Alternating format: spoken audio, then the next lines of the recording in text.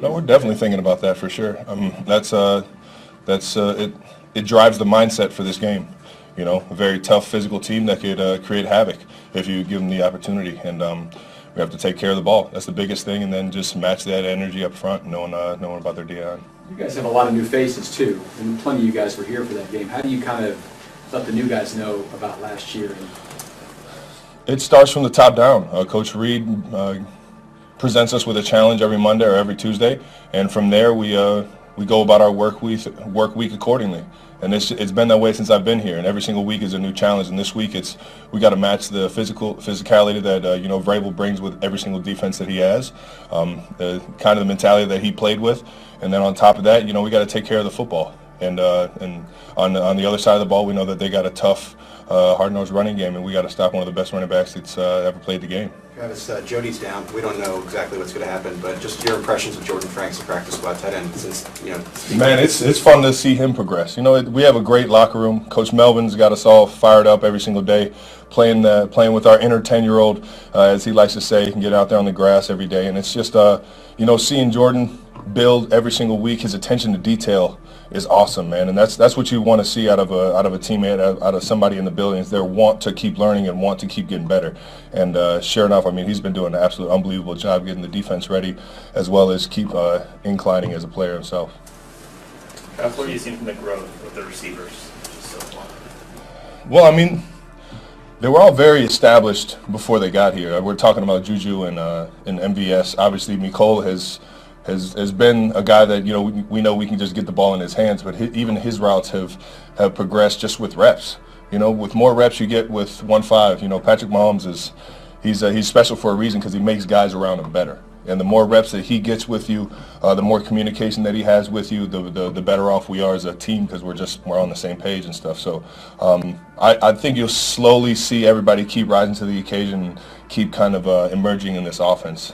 What do you see out of Kadarius Toney so far out there in the practice field that makes you believe he's going to be a good, solid contributor to the team? He brings energy. I think his ability speaks for itself. He's very quick and put his foot in the ground with the best of them, and he's special with the ball in his hands. He's one of those guys where his awareness is crazy. You think he's got eyes in the back of his head because he sees guys coming from different angles and stuff. So haven't seen the full arsenal that is him yet, but I think he's definitely going to help us out in the near future, definitely in the long run for sure. You weren't with him before, but how excited do you sense he is to have this fresh start in Kansas City with you guys? You just see that he's excited to play football. He's excited to be in the building, and I think I'm not sure what it was anywhere else, but I know that right now he's been an awesome teammate, and he's been constantly trying to learn. And it's just been fun getting in the huddle and helping him build and getting comfortable. Travis, just with how different the receivers are as compared to last year, do you see defenses still trying to adjust to what you guys are doing? Yeah, well, 100%. I think the element of surprise or the element of something new, you can't really scheme it up, and I think that's definitely helped us out, as well as Pat playing his tail off and understanding where to go to the ball, even more so than he was the years prior. He just keeps getting better every single week. So it's just, I think defenses are still trying to figure out exactly how we're using all these pieces, knowing that we got a bunch of new pieces, and I think that's helping us definitely. On the same question, what does it mean about the tight end room to be able to be part of the unexpected stuff for other teams' defenses? You guys are involved in the offense, but the tight end specifically, you guys have a lot of options. And what does it say about your room and Andy Reid's trust in you guys? I'm a little biased, man. I think the tight end room has got more of an advantage than any other position on the field, just because of our size and our ability, and especially the guys that we got in that room. So definitely a little biased when it comes to getting excited about us getting involved, but I think we can keep growing, and then sure enough, I think Blake Bell's on the horizon here, so we can get all four of us back in there.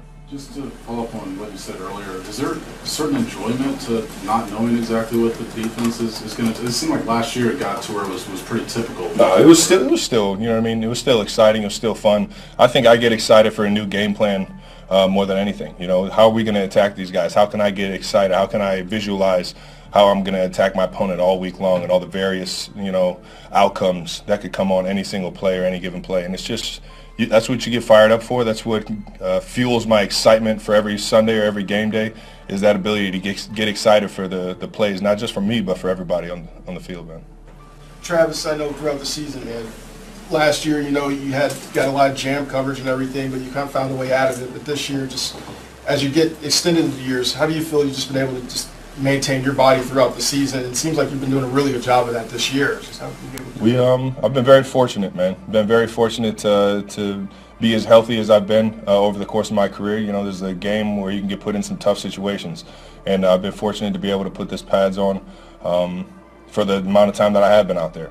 And with that comes a lot of, preparation, and comes a lot of work with the trainers in this building. My guy Alex Casel, and there's so many, people that there are so many things, so many variables that go into that. It's hard to just pinpoint one, man. I've just been very fortunate and always trying to, go to work and make sure I'm ready for any situation.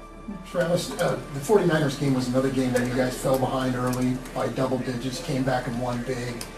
The game started with a pick, and you guys got down 10-0, and the 49ers can be a good defensive team, and that building is starting to get loud. How does none of that get you guys out of your comfort zone?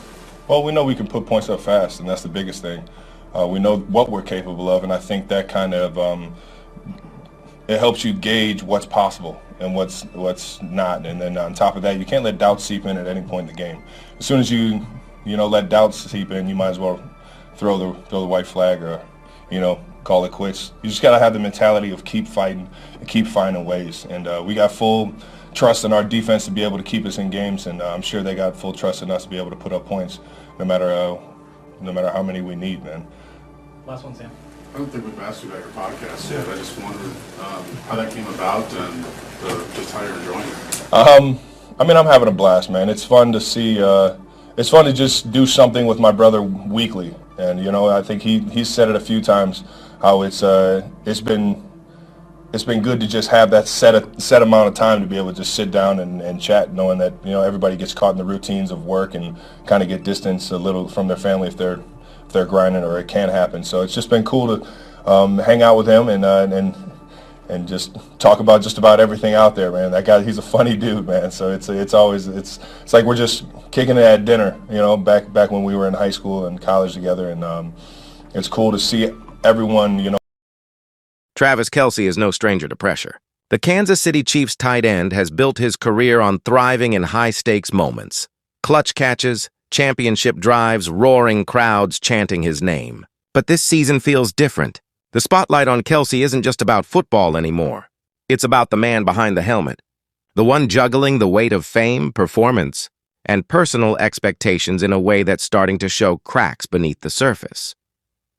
Sources close to the Chiefs suggest that Kelce has been under immense strain in recent weeks. Between his demanding game schedule, his hit podcast, growing media commitments, and an increasingly public personal life, the balance that once came so easily to him is beginning to wobble. One insider described it bluntly.